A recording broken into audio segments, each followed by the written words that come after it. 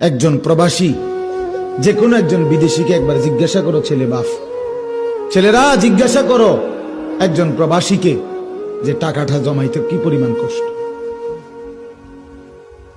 কলিজাটা মাটিতে লাগিয়া যায়। আমি নিজে দেখছি তো অসংখ্যবার হজ উমরার মধ্যে কত মানুষ দেখলাম কি কষ্টে টাকা রোজগার করে, 12 ঘন্টা ডিউটি করে, 12 ঘন্টা টানা, ওইখানে কোনো ফাঁকিবাজি নেই। 12 ঘন্টা ডিউটির পরে হোটেলের নিচে, বিল্ডিং এর নিচে, আন্ডারগ্রাউন্ডে একটা রুমে 12 জন 14 জন একটা সাদ্দুর বিছাইয়া মাটিত শোয়, নিজেরা রাইন্দা খায়, নিজের জামা কাপড় নিজেরা ধোয়, একটা ট্যাবলেট।